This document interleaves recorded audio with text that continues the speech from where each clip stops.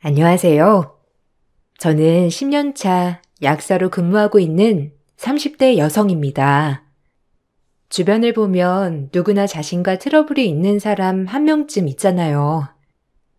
저 역시 제 주변에 저의 속을 박박 긁어놓는 사람이 있는데요. 그 사람 때문에 요 근래 스트레스를 많이 받다가 그 스트레스가 한순간에 풀리게 된 일이 있었습니다. 제 이야기 한번 들어보시겠어요?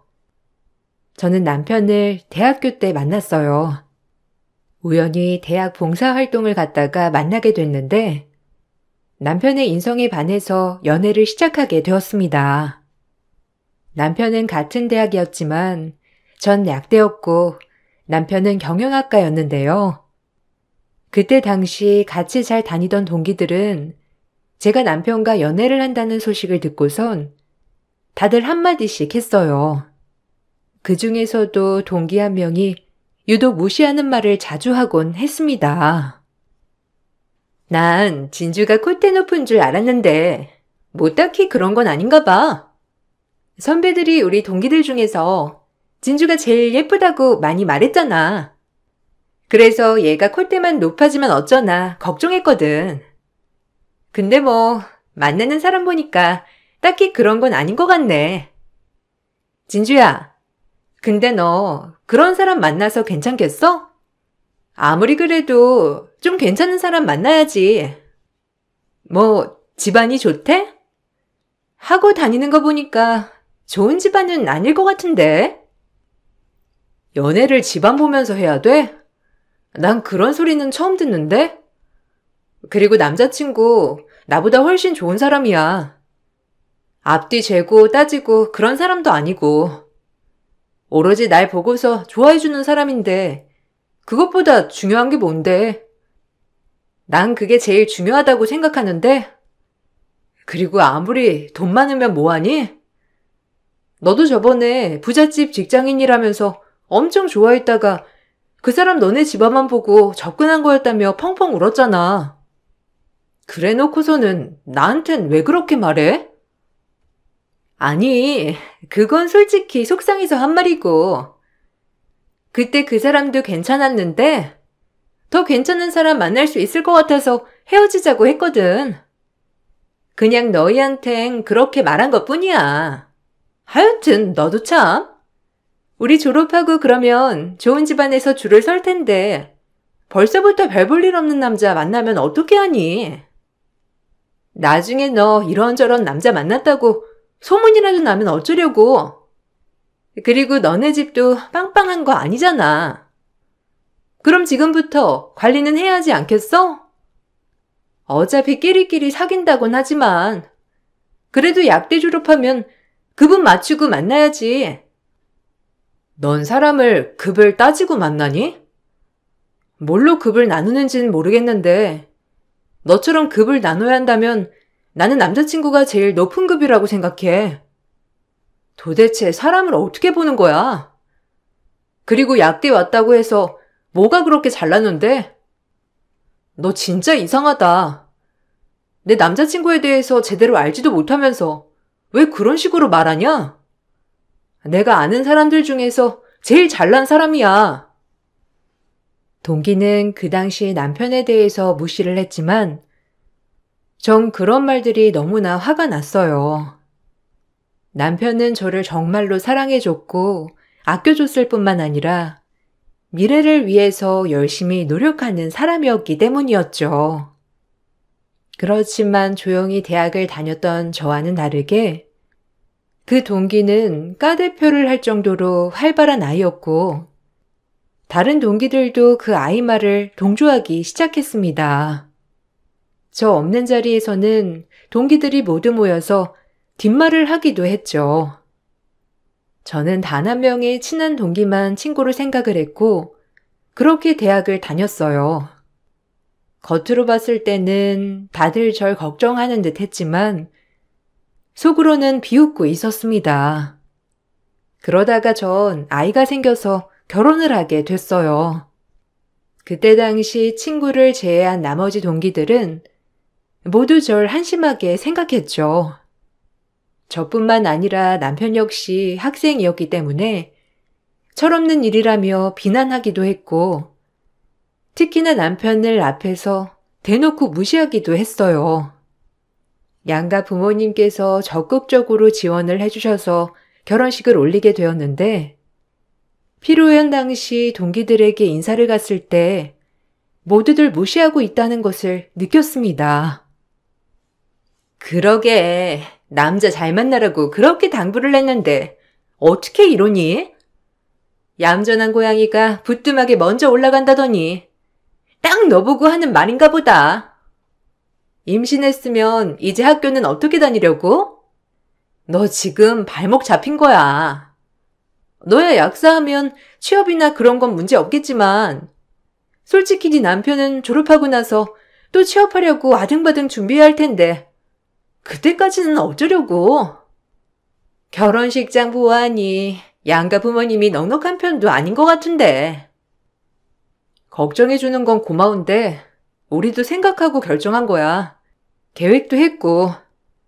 아이가 생겨서 일찍 결혼하게 됐지만 나나 남편이나 억지로 하는 것도 아니고 괜찮아, 행복해. 어차피 나나 남자친구나 졸업 앞두고 있으니까 문제될 것도 없고 다만 내가 일하는 게 좀 미뤄질 뿐이지. 다시 일하기 전까지 양가 부모님께서 도와주신다고 했어. 너는 그 말을 믿니? 솔직히 네 시부모님이야. 약사 며느리가 들어온다고 하니 옳다구나 받아준 거일 수도 있잖아. 근데 네가 애 낳고서 일도 안 하고 집에만 있으면 좋아하겠어? 그래, 네가 뭐 행복하다고 하는 걸 내가 뭐라고 하겠어. 그게 좋다고 하니 넌 그 정도로 만족하는 애인 거지. 어쨌든 결혼하고서도 우리 동기 모임 하면 올 거지? 괜히 주눅든다고 참석 안 하지 말고. 근데 어떻게 이런 결혼식장 골랐니? 나 어릴 적에 가봤던 곳이랑 똑같네. 어쩜 이렇게 촌스럽고 좁고. 얘, 아무리 그래도 아무리 급해도 이건 좀 그렇지 않아? 야, 넌 무슨 결혼식까지 와서 그런 말을 하냐? 진주야, 신경 쓰지 마. 얘, 너 결혼한다는 소식 듣고선 엄청 부러워했어. 너 괜히 부러워서 그러지? 진주야, 여기 온 애들 다 음식도 맛있다고 다 칭찬이야. 얘 말 듣지 마. 넌 진주 일이라면 괜히 그러더라? 뭐 또 진주 속 뒤집어 놓으려고? 너 얘가 착해서 참는 거지. 그만 나대고 어이없는 말도 그만해. 결혼식장에서도 제 속을 뒤집어 놓는 동기를 보면서 다시는 보고 싶지 않다는 생각을 하게 되었어요. 그렇게 결혼을 하고 얼마 있다 졸업을 하게 되었고, 전 졸업 이후 동기들과 연락을 모두 끊었습니다. 듣기로는 동기들끼리 모임을 만들었다고 하더라고요. 전 동기 중 친한 친구 한 명만 제외하고는 연락을 다 하지 않았어요. 몇 년이 더 지난 후 갑자기 모르는 번호로 전화가 왔습니다. 받아보니 바로 그 동기더라고요. 동기들 중에서 제가 제일 싫어하던 애가 제 번호를 어떻게 알았는지 전화를 해왔어요. 다짜고짜 그동안 왜 연락을 하지 않았냐며 묻는 말에 전 황당했죠. 통화를 하면서 역시나 얘는 달라지지 않았구나 다시 한번 느끼게 되었습니다. 야, 너 왜 우리 연락 다 피해? 너 우리 동기들 다 같이 모임하고 있는 거 알고 있어? 졸업하자마자 동기들 모임 만들었는데 너는 한 번도 참석도 안 하고 애들 전화도 안 받고 뭐 하면서 살고 있어? 우리 이번에 모임 또 할 거거든? 주기적으로 하고 있으니까 이번부터 참석해. 그래도 같이 학교 나온 동기인데 결혼했다고 이렇게 사회생활도 안 하는 게 어디 있어? 아, 그런 거 아니야. 바쁘다 보니까 연락하기 힘들었네. 잘 지냈어? 근데 나 모임은 참석하기 어려울 것 같아. 애도 있고 일도 하고 있어서 바쁘네. 그래서 못 갈 것 같아. 너는 어떻게 지내? 나는 약국에서 약사로 일하고 있어. 다른 애들 소식도 궁금하긴 한데 내가 아직 정신이 없어서 말이야. 애도 있고 그러다 보니까 생각보다 바쁘네. 얘, 에버즈는 이모 없어? 다른 애들은 이모한테 애 맡기고 잘만 나오는데 넌 네가 애 보고 있는 거야? 아휴, 아이고야. 그리고 약사로 취업을 한 거야? 개국한 것도 아니고 월급 받으면서 살고 있다고? 꼴랑 월급이라고 해봤자 얼마 안 될 텐데 그걸로 애도 키우면서 살 수 있나? 아, 나는 작년에 개국했어. 졸업하고 다른 곳에서 잠깐 일하다가 나도 약국 열었지. 신도시에 있는 병원 바로 아래에 오픈했는데 요즘 엄청 잘 되거든.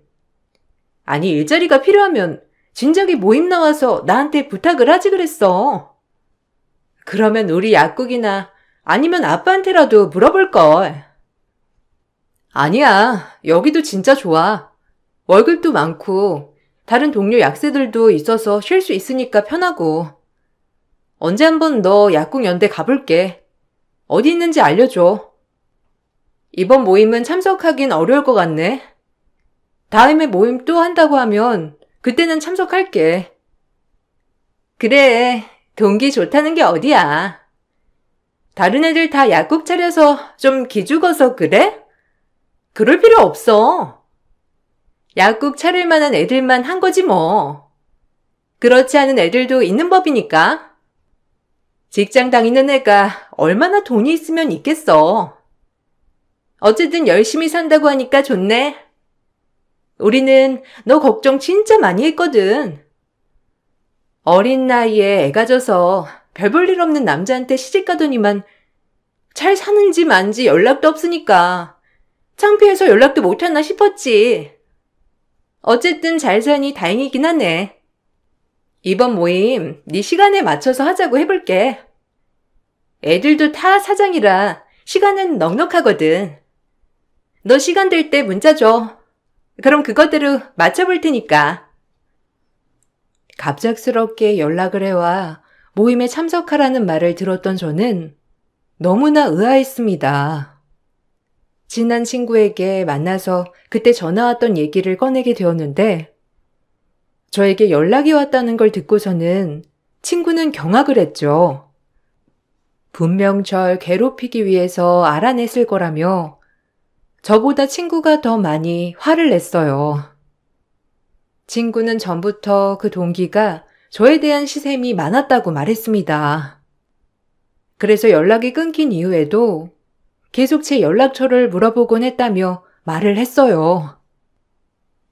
얼마 전에 은미가 나한테 전화 왔어.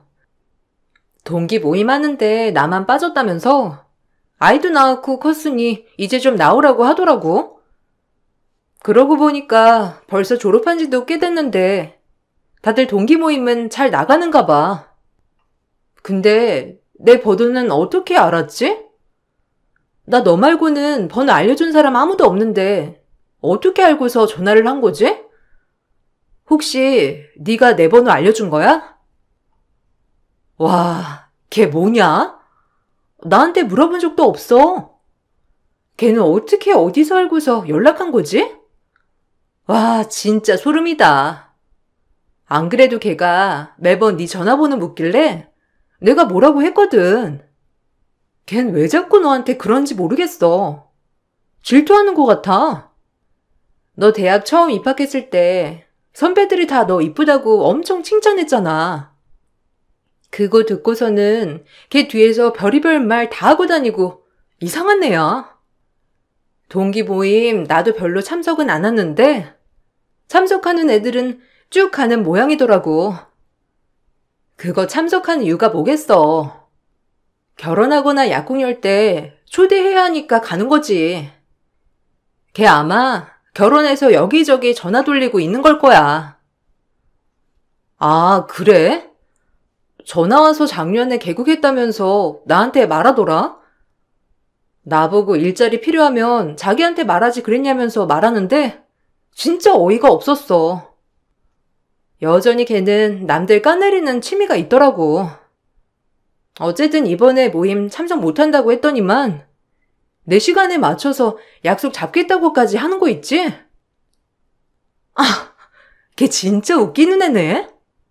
안 그래도 걔 다른 애한테도 그래서 동기들이 많이 떨어져 나갔지. 걔가 입만 열면 남가 내리느라 바쁘잖아. 솔직히 처음에야 뭐 활발하고 그러니까 괜찮은 아인가 싶지. 알고 보면 진짜 별로인데. 차라리 너 이번 동기 모임에 가서 확 엎어버려. 걔는 너에 대해서 하나도 모르고 있으면서 나불거리잖아. 나 그 꼴 보면서 진짜 내가 더 말해주고 싶었는데 참았거든? 이번 기회에 다 밝혀. 학교 다닐 때부터 너 엄청 부러워했는데 아마 다 알고 나면 부러워서 미칠걸? 친구는 지금 상황을 이참에 다 말해서 행복하게 잘 살고 있다는 걸 보여주면 그 동기가 부러워서 다음에는 그런 말 하지 않을 거라고 했어요. 처음에는 전 굳이 그렇게까지 해야 할까 생각을 했었죠. 아무런 대꾸를 하지 않으니 그 동기는 더욱 저를 무시하기 시작했습니다. 친구는 옆에서 저보다 더 화를 내주기도 했지만 동기는 멈추지 않았어요. 어느 날 그 동기는 결혼을 한다면서 연락을 해왔습니다. 청첩장을 나눠주려고 다 같이 모이게 되었는데 그 자리에서도 동기는 자기 자랑만 하더라고요. 여기 청첩장. 보고 다들 놀라지 마. 이번에 어렵게 고급 호텔 예식 잡았어. 여기 예약하기 엄청 힘든 거 다들 알고 있지? 우리 신랑 쪽에 연줄이 좀 있어가지고 어떻게 겨우겨우 잡았다니까. 그러니까 이번 결혼식 꼭 와야 돼. 우리도 신경 진짜 많이 썼거든. 특히 우리 진주, 너는 꼭 와.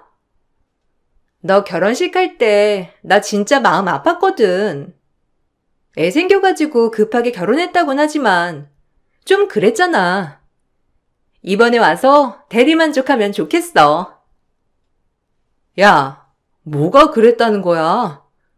진주도 괜찮은 곳에서 잘만 결혼했구먼. 넌 뭔 소리를 하냐? 그건 그렇고 그렇게 잘나신 네가 신혼여행은 어디로 갈지 난 그게 궁금한데? 이렇게 고급 호텔 결혼식 할 정도면 뭐 해외 섬이라도 하나 빌려서 한 1년 있다 오는 거 정도는 하겠네? 네가 지금껏 말한 게 있는데 그 정도는 해야지. 아니 그래라. 너 1년 정도 사라져 있다가 오면 아마 여러 명 속도 참 편할 것 같은데. 얘는 무슨 농담을 그렇게 해. 내가 1년 없어지면 우리 약국은 어떻게 돌아가라고. 안 그래도 건물에서 우리 약국이 제일 잘 나가는데. 우리 휴가 간다고 문 닫으면 상권 아마 다 죽을걸? 신혼여행은 이번에 못 가고 다음에 가기로 했어. 나도 바쁜데 남편 사업도 바빠가지고 말이야. 시간이 안 맞아서 이번에는 못 가고 나중에 직원 채용하고 그러면 그때 여유롭게 갔다 오려고.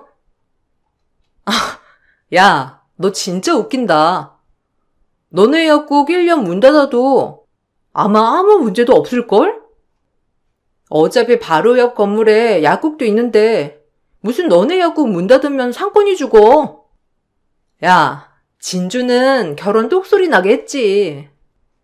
신혼여행도 한 달 동안 갔다 왔잖아. 솔직히 결혼하고 그 정도 길게 신혼여행 다녀온 애들이 우리 중에 누가 있다고 그래? 야, 은미 너 돈 많으니까 진주보다 훨씬 더 길게 갈 수 있지 않냐? 뭐 한 달이 뭐야? 1년은 갈 수 있지. 와, 기대된다. 아, 뭐 불가능한 건 아니지만 그래도 우리 성인이잖아. 우리 할 일은 해야지. 그래도 사람이 책임감이라는 게 있잖아.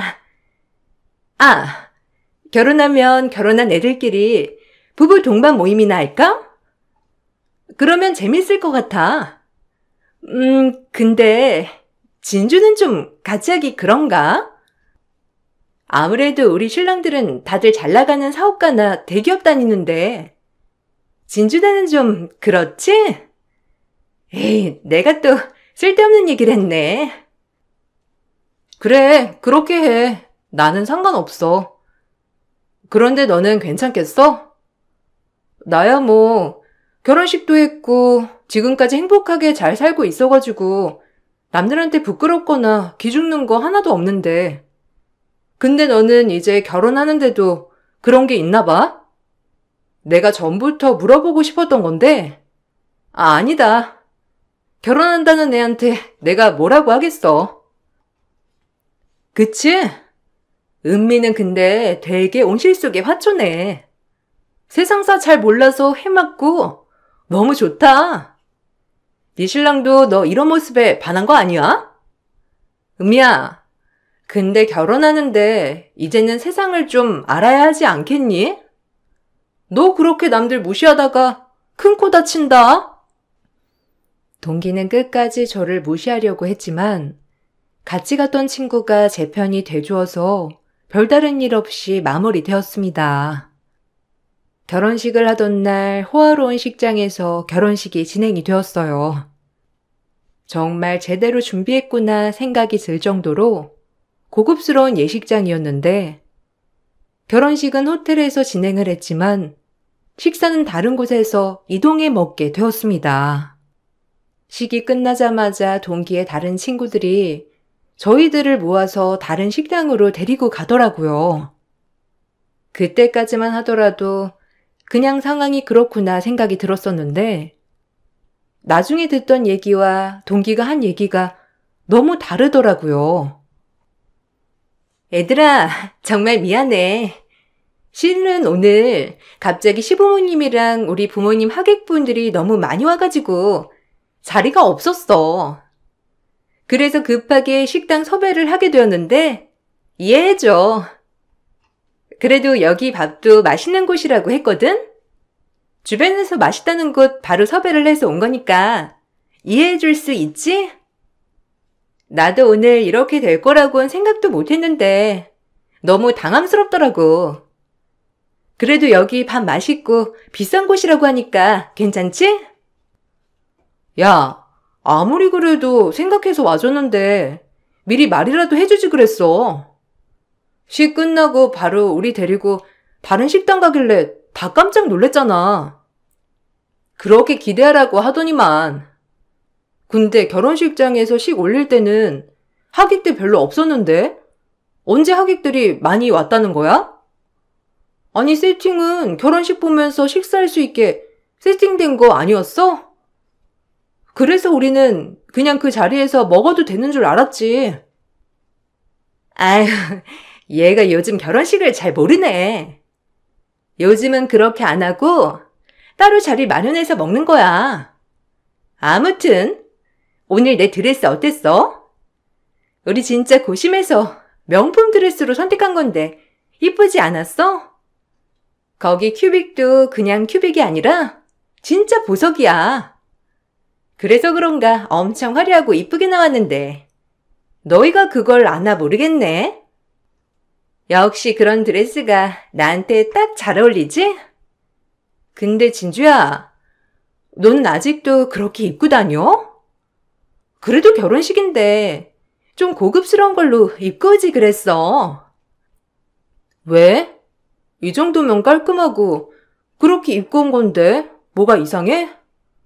그러고 보니까 여긴 왜 너만 온 거야?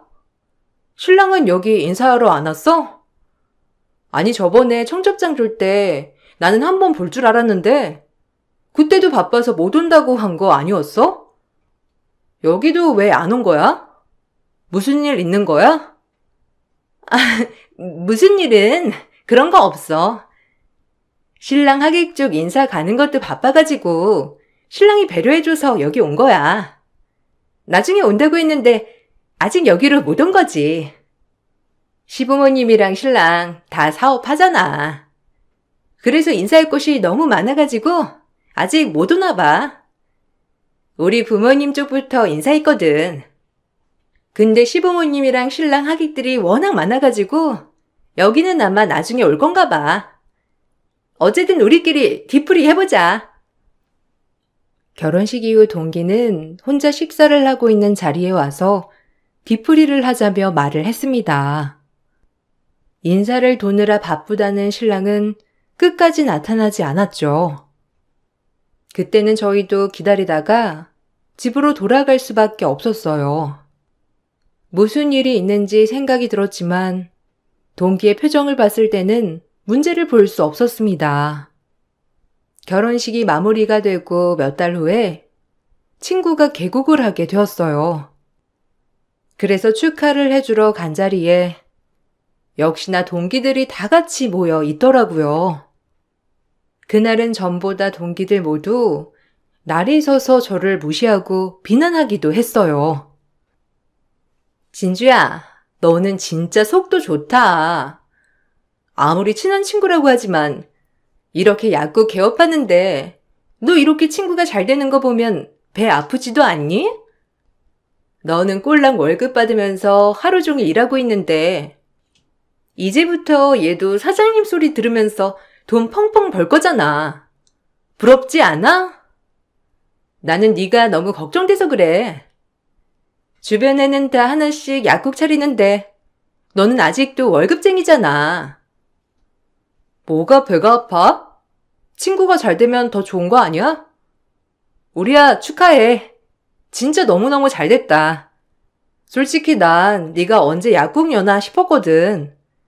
능력도 있는데 아직 안 열고 있어서 궁금했는데 어떻게 이렇게 자리도 좋은 곳을 잡았어?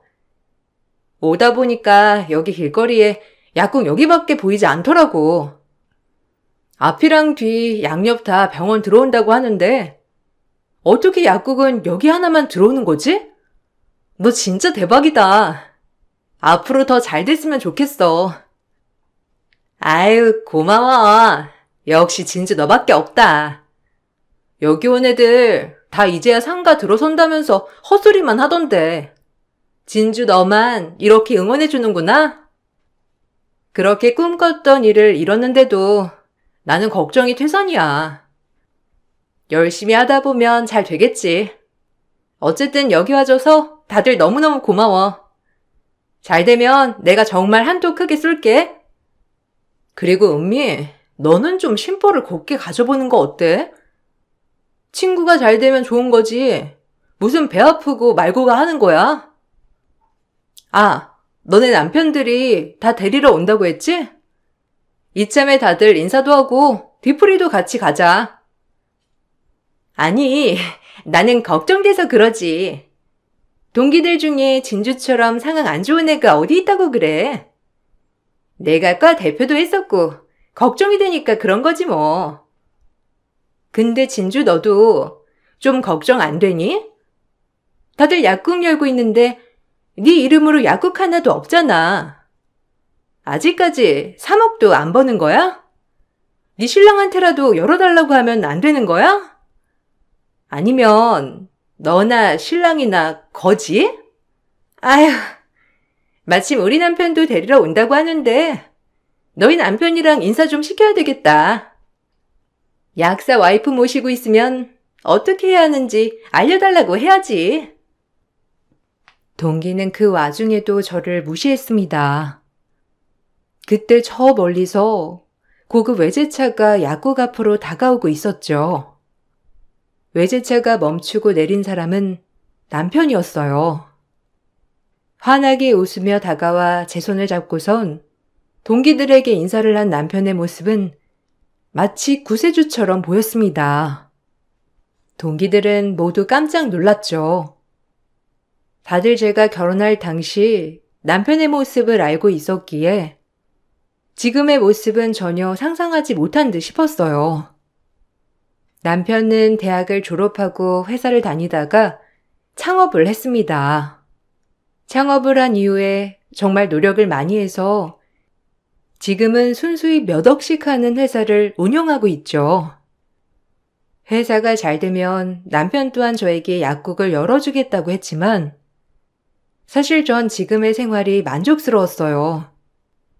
같이 일하고 있는 사람들도 너무 좋았고, 무엇보다 아이와의 시간을 길게 가질 수 있어서 좋았거든요. 그래서 다음으로 미뤄둔 상황이었는데, 이런 상황을 알고 있었던 건 동기들 중에서 가장 친한 제 친구밖에 없었습니다. 놀라서 쳐다보는 동기들 사이로 남편이 다가왔습니다. 그 뒤로 바로 그 동기의 남편이 왔는데 그 후에 더욱 놀라운 일이 벌어졌죠. 사장님? 여기는 웬일이세요? 혹시 여기 약국 오신 거예요? 잘됐다. 여기 제 와이프 친구가 오픈한 곳이거든요. 필요한 거 있으시면 편하게 말씀해 주세요. 제 와이프도 약사거든요. 여기 제 와이프입니다. 뭐해? 사장님께 인사드려. 내가 전에 말했지? 이번에 계약 꼭 해야 하는 거래처 사장님. 바로 이분이시오. 인사드려. 와이프 동기가 그쪽 와이프셨구나. 이런 인연이 있다니 새삼 놀랍네요. 저 알죠? 결혼식 할 때도 오셨고 아마 대학 다닐 때도 저 몇 번 보신 적 있으실 텐데 그때는 저 별 볼 일 없다고 말씀까지 하셨잖아요. 그렇지만 저 이렇게 사업 잘하고 있습니다. 진주 통해서 소식은 들었어요. 얼마 전에 결혼하셨다고. 그때 바빠서 사장님 결혼식에 참석을 못했는데 갔으면 정말 놀랬겠네요. 아니, 이게 어떻게 된 일이야? 어떻게 네 남편이... 여보, 이분이 저번에 당신이 말한 그 거래처 사장님이시라고? 저 진주 친구예요. 그때 결혼식 때도 보셨죠? 제가 진주를 정말 아껴서요. 그때 한 말은 진주를 너무너무 아껴서 한 말이니까 너무 신경 쓰지 마세요. 이렇게 잘 살고 있는 모습을 보니 제가 마음이 다 놓이네요. 진주야, 미리 말해주지 그랬어. 당신 아시는 분이셔? 와, 잘됐다. 안 그래도 사장님 만나기 정말 어려웠는데 이렇게 만날 수 있으니 얼마나 다행인지 모릅니다. 시간 되시면 잠깐 저희랑 한잔 하실까요? 안 그래도 사장님께 말씀드릴 부분도 있고요. 어차피 제 와이프랑 사모님이 잘 아시는 분들이시니 시간 내서 한잔 하시는 것도 좋을 것 같은데 어떠세요? 죄송하지만 제가 지금 시간이 안 돼서요. 여보, 나 지금 가야 할 것 같은데 거래처 분이랑 같이 술 한잔 마시고 올래? 나는 집에 가고 싶어서. 친구한테도 인사 다 했고 지금 여기 정신이 없어가지고 다음에 따로 인사해야 할 것 같아. 거래처 분이랑 같이 한잔 하고 오려면 나 그냥 택시 타고 집에 갈게. 그렇게 할래? 남편은 저의 말에 같이 가겠다면서 술자리는 다음에 하자고 말을 했죠. 그때 동기의 표정은 정말 볼만했어요. 사실 동기 남편은 저희 남편 사업체와 거래를 체결해야 하는 중요한 상황이었습니다. 아마 동기도 그 사실을 알고 있었기 때문에 더욱 당황스러워했던 것 같아요. 집에 돌아온 후 전 남편에게 동기와의 상황을 말했습니다. 남편 또한 그동안의 얘기를 듣고선 너무 속상해했어요. 나중에 친구를 통해서 그동안 그 동기가 저를 어떻게 대했는지 자세히 알고 나서는 남편은 더 화가 났던 것 같더라고요. 결국 남편은 동기 남편과의 거래를 체결하지 않았습니다. 애초에 거래를 고민하고 있었던 상황이긴 했지만 제가 겪었던 일을 듣고서는 확실히 결정을 하게 된 것이었죠. 이 사실을 듣고 나서 동기는 진심인지 거짓인지 모를 사과를 저에게 했어요. 진주야, 너 네 신랑한테 무슨 말이라도 한 거니? 우리 남편이 말하는데 이번에 중요하게 거래해야 할 일이 있는데 그쪽에서 다짜고짜 거절을 했다고 하더라고. 혹시나 네가 절대 안 된다 한 건 아니겠지? 진주야, 우리 그래도 대학 다닐 때 친하게 지냈잖아. 내가 선 넘게 간섭한 거 있으면 정말 미안한데 그래도 남편 사업에 이렇게 하는 건 아니지 않니? 무슨 소리야? 난 그런 말 한 적 없어. 단지 너랑 나 사이에 어떤 일이 있었고 네가 나한테 무슨 말을 했는지 거짓 없이 말한 것뿐이지. 왜?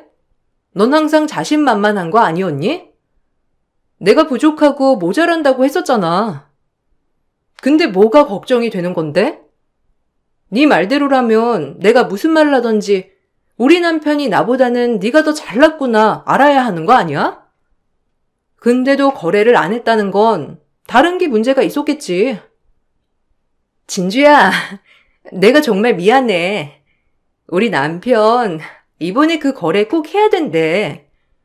너희 남편 회사가 큰 곳이라서 거기만 잘 체결하면 다음은 술술 풀릴 거라는데 제발 한 번만 남편한테 잘 말해주면 안 되겠니? 내가 너한테 선 넘게 말했던 거 다 사과할게. 그래, 내가 너 질투해서 그랬어. 내가 어릴 적부터 너 너무 질투나서 그렇게 말한 거야. 공부도 잘하는데 얼굴도 예쁘고 거기다가 착하니까 그냥 질투나서 그런 거라고. 질투나서? 야, 너 여기서 더 질투나면 사람 한 명 죽이는 건 식은죽 먹기겠네? 네가 나한테 한 말 기억이 안 나면 내가 똑같이 해줄까? 네 주제에 약대 왔다고 한 거, 네 남편 별 볼 일 없다는 거, 끼리끼리 만난다는 거, 돈 없어서 약국 열지도 못한다는 거 더 해줘? 네가 나한테 무슨 말을 했는지 기억이나 나니? 아마 넌 기억에도 없을걸? 그렇게 잘난 척 하던 넌 어디 가고 나한테 미안하다고 해. 내가 다 잘못했어. 그렇지만 너랑 나 사이에 일 가지고 남편 사업에까지 영향 주는 건 좀 아니지 않니? 내가 정말 미안해. 너한테는 정말 미안한데 그것 때문에 남편 사업이 망가지는 건 아닌 것 같아. 너한테 상처 준 거 있으면 내가 다 사과할게. 우리 남편 지금 절실해. 그 거래 꼭 체결해야 하거든? 제발 남편한테 한 번만 잘 얘기해주면 안 될까? 내가 왜? 네가 그렇게 무시하던 애가 난데 왜 나한테 부탁하니? 딴 애들한테 부탁해. 나만큼 무시하던 사람이 우리 남편 아니야? 그렇게 별 볼 일 없던 남자라고 하면서 알지도 못하면서 짓거리던 건 생각도 안 나나 보지? 얘, 그거 네 입에서 나온 거야. 네 입에서 나온 말 주워 담을 수 있으면 주워 담아봐.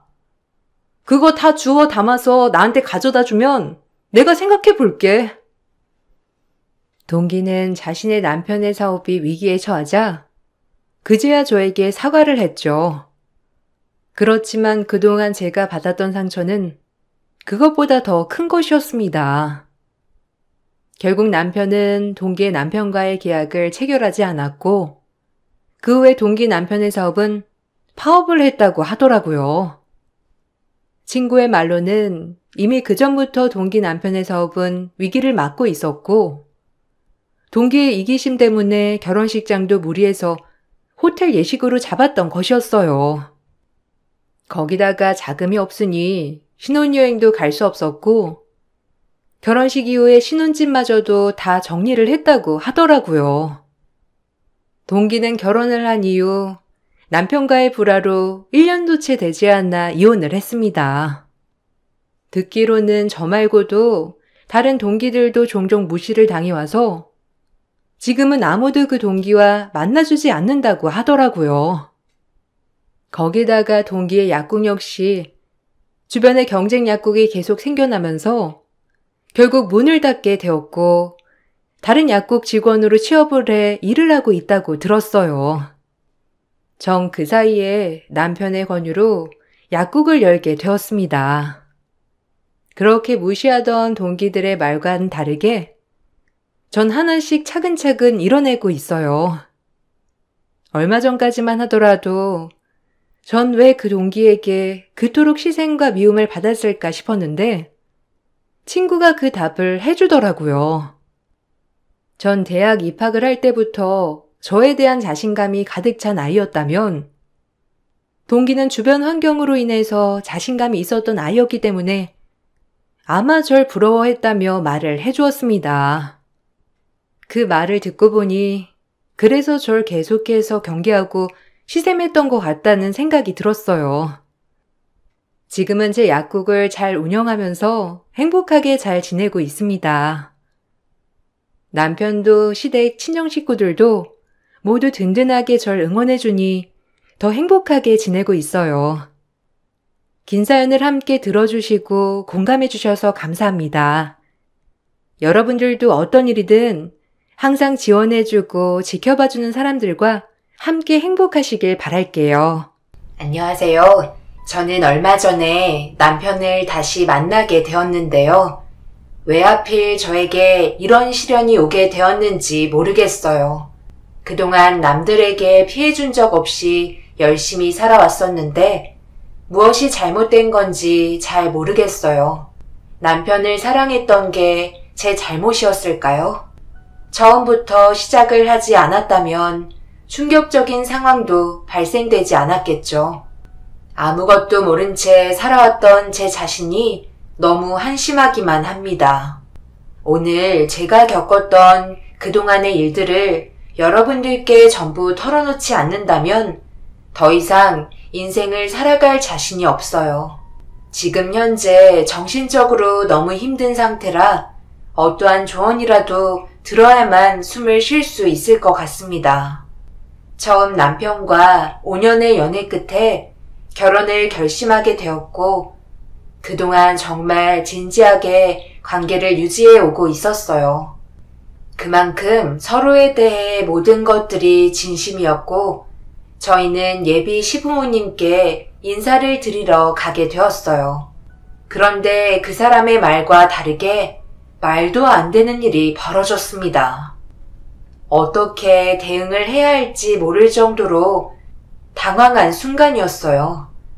며칠 전부터 예비 시모가 질문할 수 있는 것들을 어느 정도 준비해서 찾아뵀었는데 생각지도 못한 다른 질문들에 제대로 된 대답을 할 수가 없었어요. 그런 모습을 바라보시던 시모는 저를 한심한 눈빛으로 시선을 훑으시더니 쉬지 않고 질문을 쏟아내시면서 저희 집안을 한심하게 생각하셨어요. 어려운 질문들을 한 것도 아닌데 너무 얼어붙은 거 아니에요? 내 아들은 그쪽 같은 성향을 별로 좋아하지 않는데. 정우야, 너 이 5년을 만났다면서 내 성격이 어떤지 미리 얘기라도 해주지 그랬어. 대화가 안 되니까 속이 너무 답답하다. 그런 분위기가 너무 딱딱한 것 같으니까 내가 말 좀 편하게 해도 되죠? 아랫사람한테 존대하는 게 왜 이렇게 어색한지 모르겠어. 경제 쪽은 아예 관심이 없는 것 같으니까 분위기라도 부드럽게 만들 겸 집안 얘기 좀 해보면 좋을 것 같은데. 부모님은 뭐하고 계시나? 아, 네. 아빠는 작년에 일을 하시다가 허리를 다치셔서 지금은 집에서 쉬고 계시는 중이세요. 연세가 좀 있으셔서 그런지 회복이 더디셔서 예전처럼 건강한 생활을 유지하시기는 힘들 것 같아요. 그리고 저희 엄마는 제가 어렸을 때 세상을 떠나셨어요. 정우야, 내가 이렇게까지 하지 않으려 했는데 더는 들어주지 못할 것 같다. 무슨 이런 집안이랑 결혼을 하겠다는 거야? 엉망진창이잖아. 어느 정도 내가 받아들일 정도는 태워줘야지. 더 이상 말할 필요도 없을 것 같다. 결혼은 없던 걸로 하자. 뭐라고요? 저와 얘기했을 때와 다르잖아요. 일단 데려오라면서요. 결국 이런 거였어요? 애초부터 허락해 주실 마음이 없으셨던 거 아니에요? 아버지는 왜 그냥 보고만 계시는데요? 엄마랑 똑같은 마음이신 거예요? 내가 너희 엄마 의견에 따라야 되는 건 당연한 거 아니니? 말 잘 들어야 떡 하나 더 생기지. 반대하는 데는 다 이유가 있는 거야. 그 사람은 결혼을 반대한다는 말에 흥분을 하기 시작했고 본인이 생각했던 거와 다른 방향으로 흘러가게 되면서 부모님 앞에서 언성을 높였습니다. 저희 가족력을 듣자마자 반대하시는 걸 봤을 때 처음부터 마음에 들지 않았던 걸 단번에 알 수 있었죠. 저도 매달리면서 결혼 허락받고 싶은 마음은 없었기 때문에 인사를 드린 뒤 집 밖으로 나와 버렸습니다. 어른들 말씀 끝나지도 않았는데 태도부터가 잘못했다며 나가는 동안 뒤통수가 따가울 정도로 시모의 막말을 듣게 되었고 집 밖으로 나오는 순간 서러워서 눈시울이 붉어졌습니다. 하지만 저런 분들 때문에 눈물을 흘린다는 자체가 아까웠어요. 예비 신랑은 급하게 뒤따라 나왔고 잠시 대화 좀 하자며 저를 데리고 카페로 향했습니다. 결국 예비 신랑이 대신 사과를 하게 되었죠. 내가 대신 사과할게. 우리 부모님 원래 저런 성격 아니신데 갑자기 왜 그러신 건지 나도 지금 너무 당황스러워. 왜겠어. 당연히 처음 보자마자 마음에 들지 않으셨겠지. 정우 씨는 잘 사는 집안이고 우리는 가난하잖아. 어쩔 수 없는 거야. 다시 말 잘해볼 테니까 절대로 딴 생각하지 마. 우리 그동안 가볍게 만난 사이도 아니잖아. 결혼을 전제로 지금까지 관계를 이어왔는데 우리 부모님이 한 소리 했다고 돌아서는 건 아니지? 내가 잘 설득할 테니까 조금만 기다려줘. 결혼을 전제로 만나면 뭐해. 정작 정우 씨 부모님이 반대하면 끝인걸. 아마 지금부터 결혼하겠다고 밀어붙이면 안 좋은 말을 계속 들어야 할지도 모르고 어쩌면 나에게 불이익이 올 수도 있겠지. 우리가 함께한 세월 당연히 중요하지만 더 이상의 만남은 서로에게 상처만 남겨지게 될지도 모르겠다. 무슨 말 하는지 잘 알지? 정우 씨랑 나 여기까지만 해야 될 것 같아. 겨우 결혼 허락 받는다 해도 계속되는 시집살이 버티지 못할 테고 결국 당신과 언성 높이면서 싸우다가 이혼하느니 좋은 기억 남아있을 때 돌아서는 게 좋을지도 몰라. 나는 충분한 의사 전달했다고 생각해. 더 이상 할 말 없으니까 먼저 일어나 볼게. 그 사람은 자리에서 일어난 저를 붙잡으며 절대 헤어지지 않겠다고 애원했어요. 하지만 결혼하고 시집살이 겪는 건 너무 싫었기 때문에 어쩔 수 없는 선택을 내려야만 했었고 결혼은 양가 집안 사이가 좋아도 한번 틀어지면 한도 끝도 없다는 말을 주변에서 하도 들어오다 보니 더 이상의 미래는 의미가 없었어요. 그렇게 그 사람의 팔을 뿌리친 뒤 집으로 돌아왔습니다. 현관문을 열자마자 방 안에서 아빠의 목소리가 들려왔어요.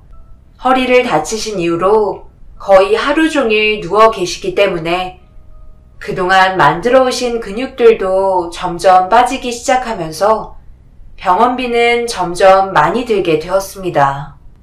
이런 집안에 한평생 많은 사랑을 주며 키운 아들을 결혼시킨다는 게 부모 입장에 좋지 않으실 거라 생각했어요. 어느 정도 저 또한 현실을 받아들였고 그래서 그 사람과의 인연을 더 이상 만들지 않으려 했습니다. 그런데 다음날 모르는 전화가 오길래 받아보니 예비 시모였고 따로 만나자고 하시길래 거절했어요.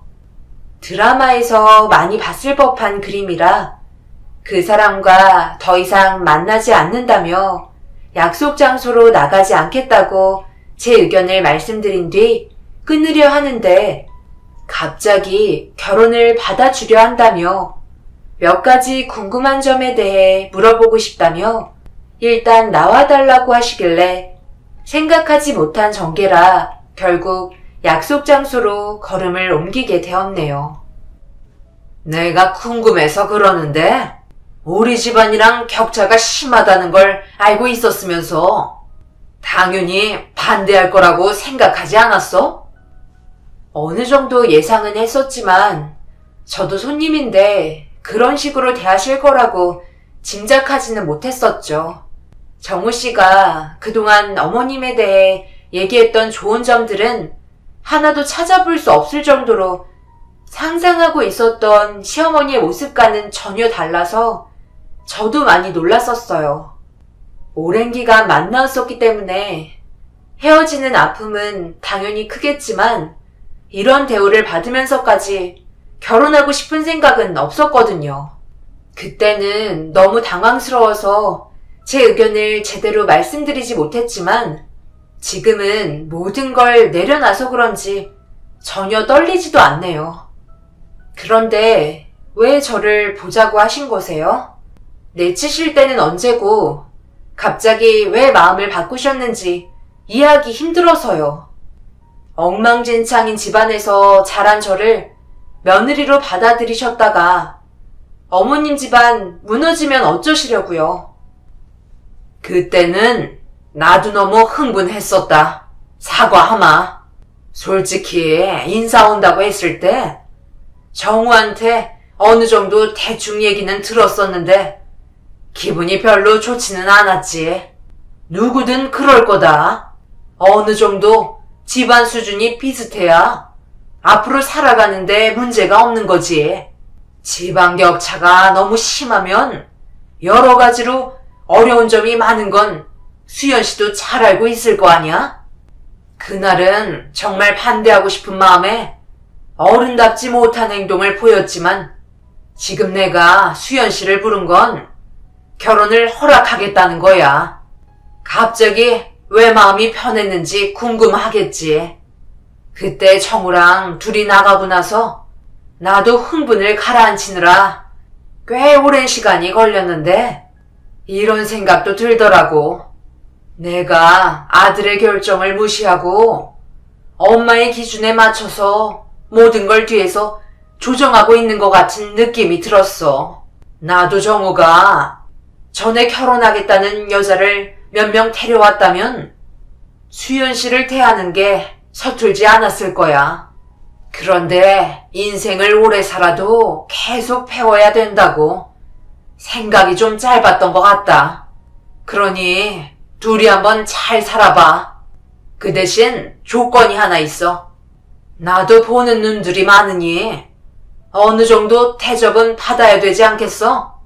많이는 바라지 않을 테니까 나중에 내가 주는 예단 목록을 최대한 맞춰줬으면 좋겠는데 어떻게 생각해? 그 정도는 해줄 수 있지?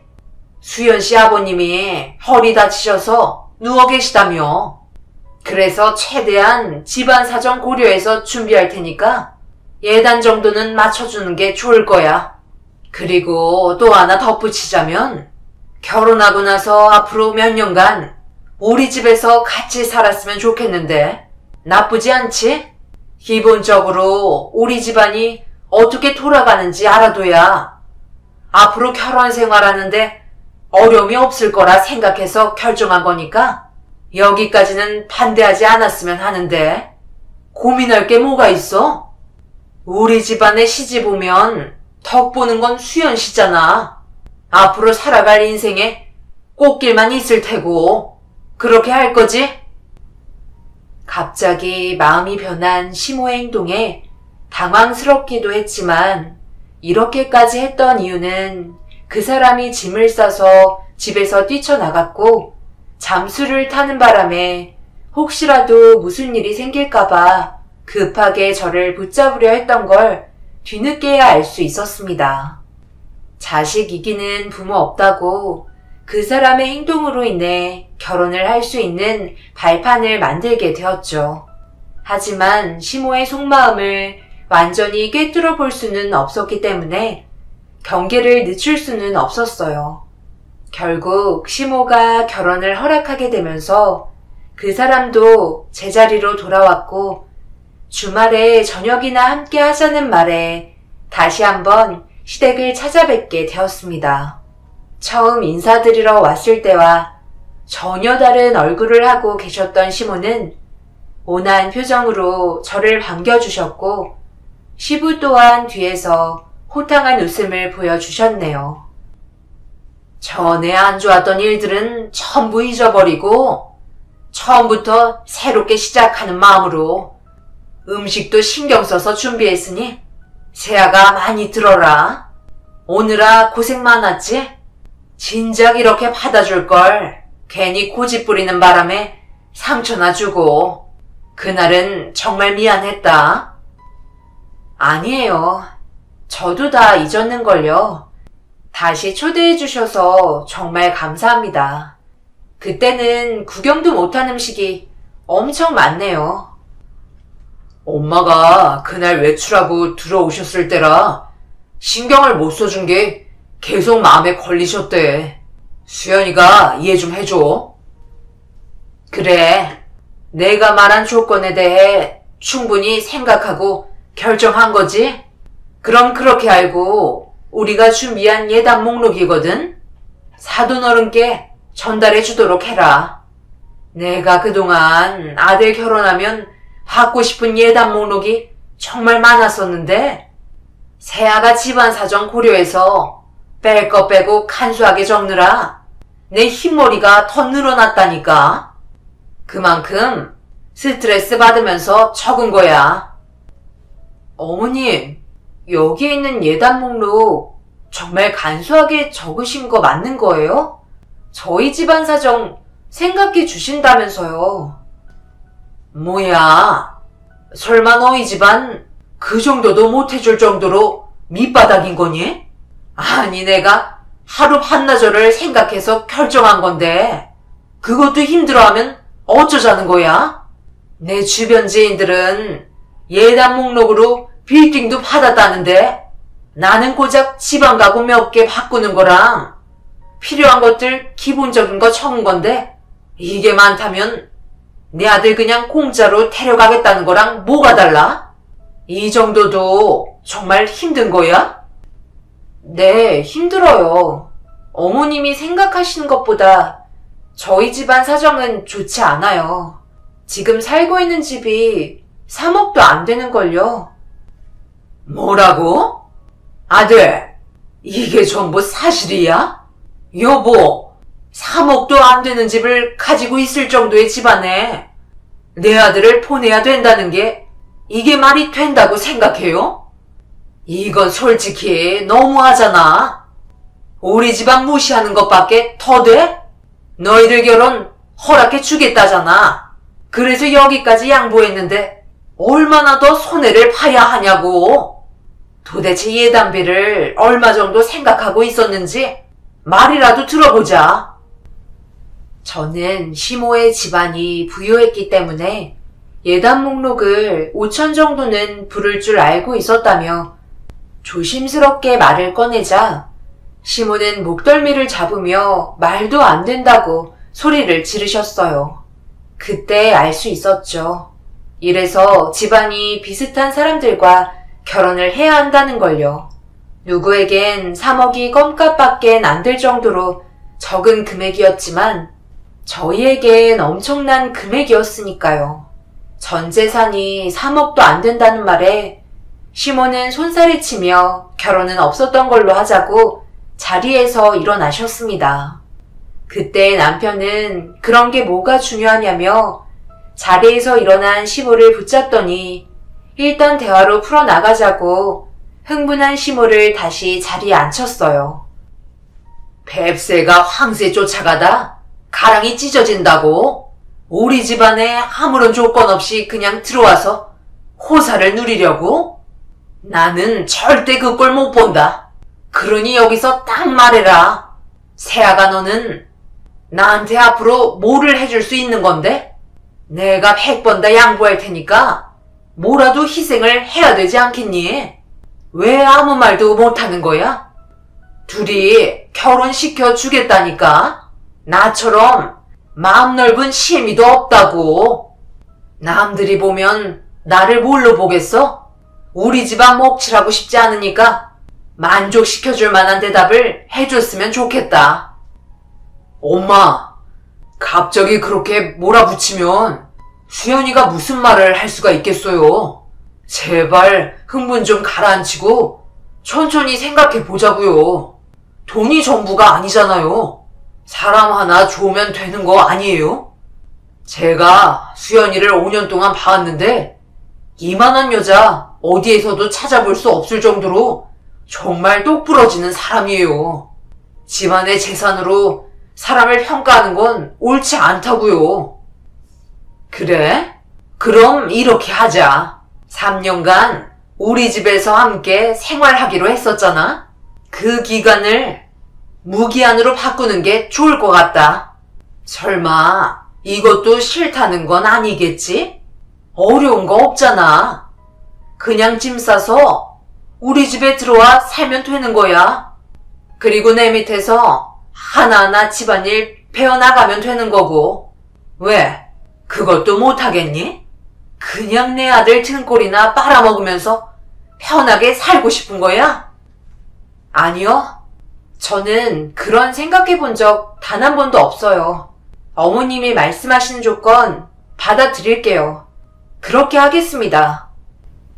저도 모르게 흥분한 나머지 시모의 조건을 받아들였고 3억의 예단 없이 시댁에 들어와 살게 되었습니다.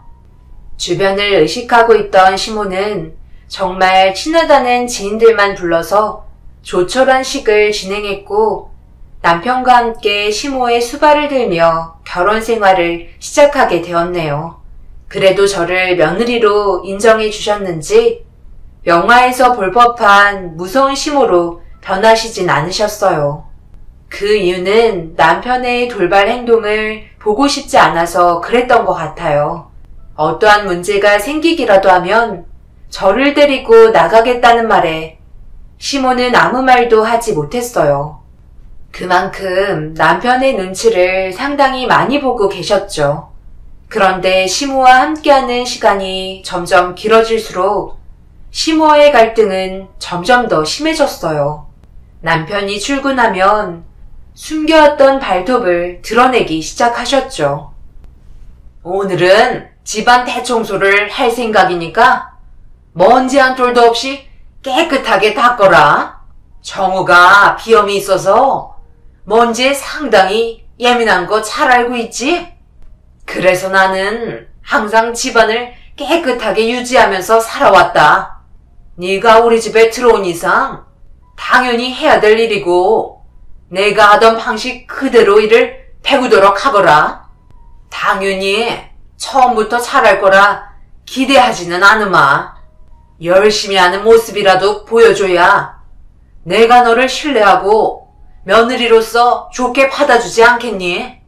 그래야 너희 사돈어른 생활비도 제때에 드릴 수 있지 않겠어? 이렇게까지 신경 써주는 시애미가 어디 있니? 그러니까 쉬지 않고 집안일 하거라. 얼마 되지 않는 3억 예단도 못할 정도의 집안을 내가 받아줄 거라 생각도 못했는데 어쩌다 이 지경이 됐는지. 매일 밤 잠 한숨 못 자는 거 너는 모르지? 조금이라도 시애미 마음 이해한다면 가정부처럼 집 천장까지 전부 다 닦도록 해라. 알겠어? 시모는 쉬지 않고 일거리를 만들어 주었어요. 그동안 청소하지 않던 곳까지 들춰서 집안 구석구석 먼지 하나 없이 만들어가기 시작했죠. 제가 알기로 남편은 비염이 없는데 일부러 저를 부려먹으려는 시모의 악한 심보였습니다. 그래도 제가 뱉은 말이 있어서 묵묵히 집안을 청소했어요. 키가 닿지 않는 천장은 긴 대걸레를 이용해 한참을 닦아내고 있었죠. 상당히 높은 천장이라 뒤꿈치를 들어야 겨우 걸레가 닿을 수 있었어요. 그렇게 몇 시간 동안 시모가 시키는 집안일을 쉬지 않고 하다 보니 어느새 저녁 시간이 되어버리자 곧바로 저녁 식사 준비를 시켰고 시모 뒤에서 재료를 손질했습니다. 그날 처음으로 이런 생각이 들더라고요. 제가 남편과 결혼 생활을 하고 있는 건지 시댁이 가정부로 들어온 건지 헷갈릴 정도였어요. 그래도 남편이 들어오면 아무렇지 않은 척 행동했어요. 힘들게 일하고 들어온 사람한테 또 다른 걱정거리를 안겨주고 싶지 않았습니다. 시모도 그걸 이용한 것 같았어요. 제가 힘든 부분들을 쉽게 얘기하지 않을 거라는 걸 눈치채고 있었고 남편이 집에 들어온 순간부터는 천사가 따로 없을 정도로 저에게 엄청 많은 관심과 사랑을 주셨습니다. 이중적인 모습을 바라보면서 저 또한 어느새 자연스럽게 연기를 하고 있더라고요. 남편에게 시모와의 사이가 나쁘지 않다는 걸 가식적으로 보여주게 되었습니다. 저희 둘의 문제를 전혀 모르는 남편은 제 칭찬을 입이 닳도록 시모에게 하면서 행복한 모습을 보여줬어요. 그래도 다행인 건 남편이 퇴근하는 순간 저는 집안일에 손을 뗄 수 있었습니다. 아무래도 저희가 신혼이다 보니 둘만의 시간을 가지고 싶어하는 남편 때문에 시모는 저를 보내줘야만 했어요. 그래서 남편이 들어올 때면 방에 들어가 쉬거나 밖에서 데이트를 할 수 있었죠. 그럴 때 가끔 시모와의 사이에 문제가 없는지 물어보긴 했지만 애써 웃으면서 다른 말로 돌렸습니다. 아직까지는 참을 수 있었고 시간이 지나면 지날수록 시모의 마음을 열어 모두가 행복하게 지내는 게 제가 바라는 거였어요. 그래서 어떤 일이든지 불만 가지지 않고 시키는 건 거의 다 하게 되었습니다. 그런데 시모는 저를 계속해서 시험했어요. 어디까지 참을 수 있는지 보자는 식으로 여자로서 하기 힘들 정도의 일들까지 시키기 시작했죠. 시모는 남편이 퇴근하고 들어오면 큰 소리를 칠 수 없다는 것 때문에 둘만 있을 때 최대한 많은 걸 시키셨고 체력이 점점 떨어진 상태에서 남편이 들어오기 1시간 전에 무리한 요청을 강행하시다가 결국 사고가 나고 말았습니다. 어머님, 저건 그냥 그이 오면 해야 될 것 같은데요? 저걸 어떻게 저 혼자 옮겨요? 어머님이랑 둘이서도 꿈쩍하지 않는걸요? 그래서 시도조차 하지 않겠다는 거야? 시키면 그냥 하면 되지. 너 요즘 불만이 점점 많아진다. 그래서 하기 싫다는 거야? 이제는 적응 좀 됐나 봐. 내가 하는 말에 또박또박 토를 달고 지금 당장 거기 있는 드럼통 저쪽으로 굴려서 옮기거라. 이러다 정말 다치기라도 하면 어쩌려고 그래요. 그리고 제가 언제 토를 달았다고 그러세요? 어머님이 시키는 거 지금까지 불만 가지지 않고 계속 해왔잖아요. 그런데 저건 못하겠어요. 방금 보셨잖아요. 안에 기름이 들어있어서 자칫하다가 큰 사고 나면 되돌릴 수 없다고요. 저 입원하면 어머님은 기분 좋으세요? 집안일 더 이상 못하는데 괜찮으시면 시도해보고요. 사고가 그렇게 쉽게 나는 줄 알아? 집안일 좀 거들어준다고. 지금 그거 가지고 나 겁주는 거니? 당장 저쪽으로 옮기거라. 시모가 시키는 대로 하지 않으려 하자 점점 얼굴을 붉히시는 모습에 어쩔 수 없이 있는 힘껏 드럼통을 밀기 시작했어요. 조금씩 움직여지긴 했지만 저 혼자서는 역부족이었죠. 시모는 시키는 거 하나 제대로 못한다며 같이 밀어주면서 옆으로 힘겹게 옮기는데 둘이 동시에 힘을 주면서 드럼통을 밀다가 무거운 게 제가 있는 방향으로 넘어졌고 그 순간 중심을 잃게 되면서 뒷걸음질 치다가 무거운 드럼통에 발이 깔리고 말았습니다. 엄청난 고통과 함께 비명을 질렀고 시모가 반대로 드럼통을 굴리면서 겨우 발이 빠질 수 있었습니다. 하지만 양쪽 다리에 문제가 생겼는지 일어날 수가 없겠더라고요. 시모도 당황했는지 발의 상태를 보기 위해 조심스럽게 양쪽 신발을 벗겼고 딱 봐도 퉁퉁 부어오른 걸 보니 골절상을 입은 것 같아 보였어요. 시모는 어쩔 줄 몰라 하면서 떨리는 손으로 얼마나 다쳤는지 보기 위해 양말을 벗겼는데 양쪽 발이 시퍼렇게 피멍이 들어있었고 혈관까지 터졌는지 양발은 점점 부어올랐습니다. 그런데 제 두 발등을 뚫어지게 쳐다보던 시모가 떨리는 목소리로 저에게 발등에 있는 열상 흉터가 어디에서 다치게 된 거냐고 물어보시길래 어렸을 때 생긴 흉터라 기억이 나지 않는다고 얘기하자 그 자리에 털썩 주저앉더니 보면 안 될 걸 본 사람처럼 뒷걸음질 치기 시작하시길래 뭔가 이상하다고 느꼈지만 서둘러 응급실에 가야 할 것 같아 구급차를 불러달라고 다급하게 요청했어요.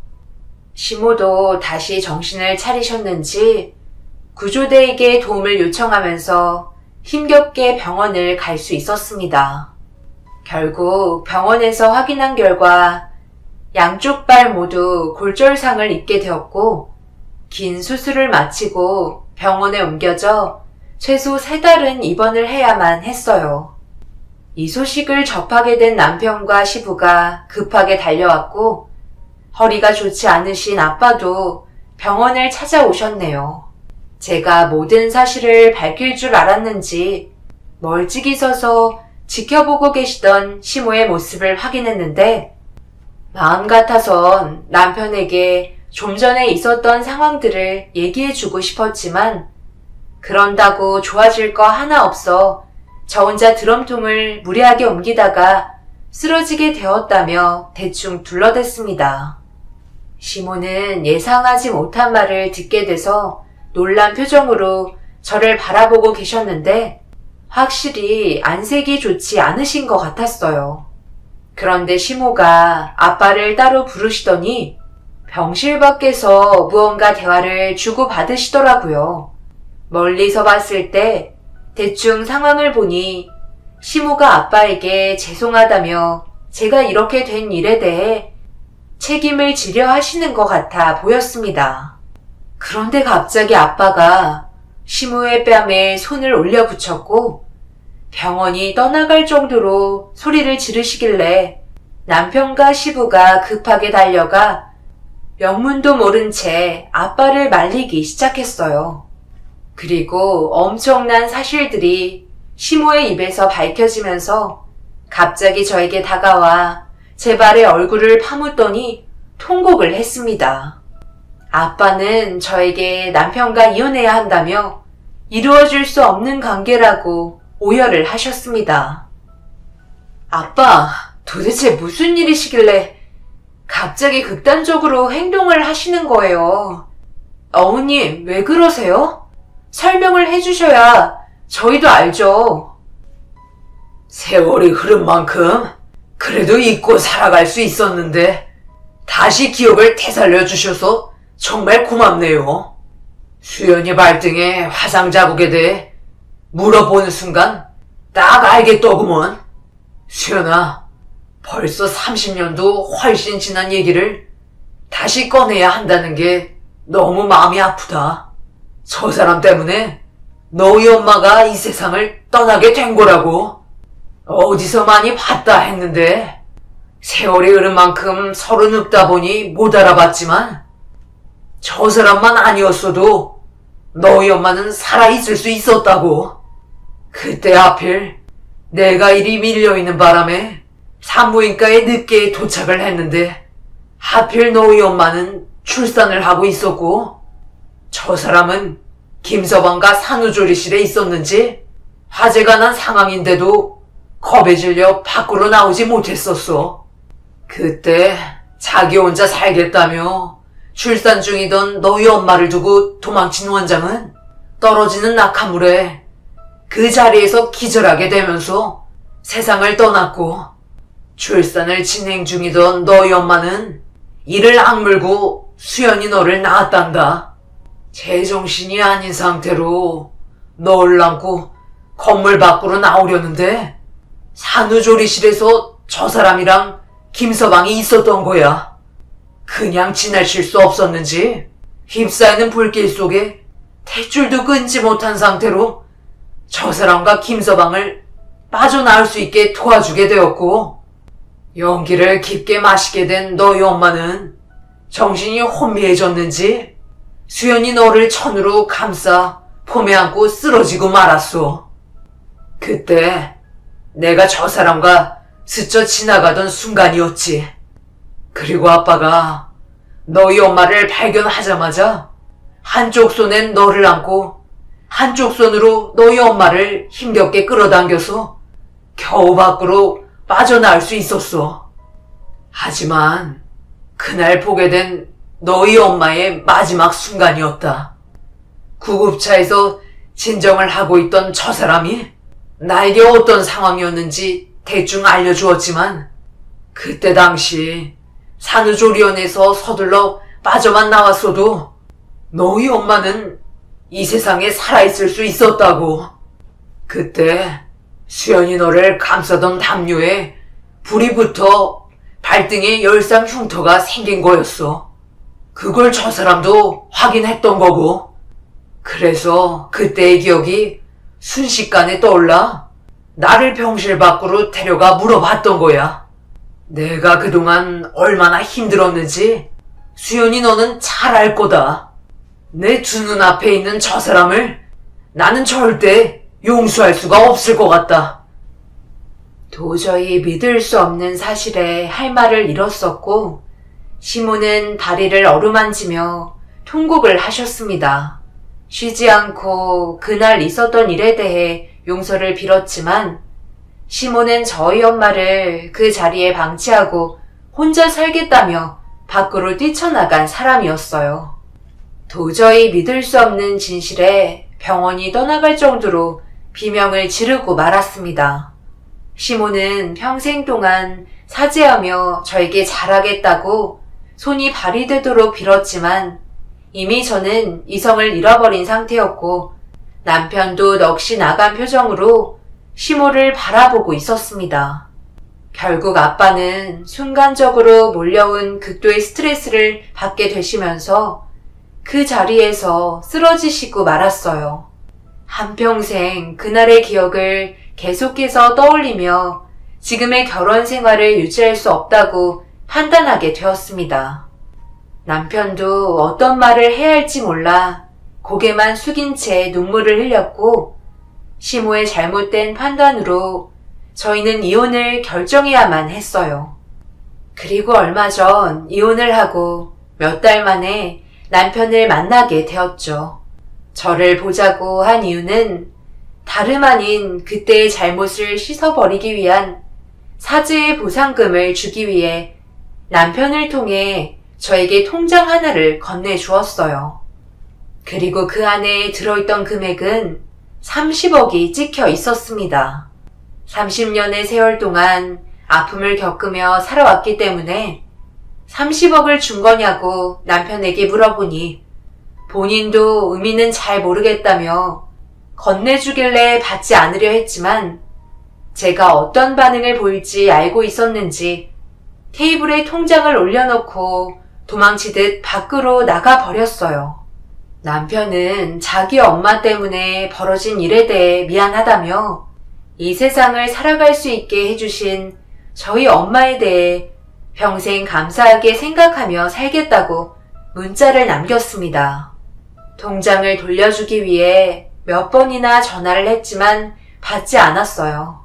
저희가 이걸 받는 순간 용서를 해주는 꼴이 되어버리는 거라 그런 식의 전개는 받아들일 수 없었습니다. 결국 집으로 돌아와 아빠에게 이 사실을 설명해 드리자 시모에게 찾아가 당장 돌려주고 오라며 화를 내셨고, 그렇게 시댁을 찾아가니 이미 이사를 가버린 상태였습니다. 미리 계획하고 저에게 통장을 넘겨주신 것 같았어요. 하필 제가 들고 있던 통장은 남편과 연애할 때 여행 갈 자금을 만들기 위해 예전에 제 명의로 만들었던 통장이었습니다. 몇 번이나 연락을 시도하던 어느 날 남편과 시부모님은 전화번호까지 바꿔버린 상태로 잠수를 타셨습니다. 그때나 지금이나 일방적으로 행동하시는 모습이 저는 화가 났었죠.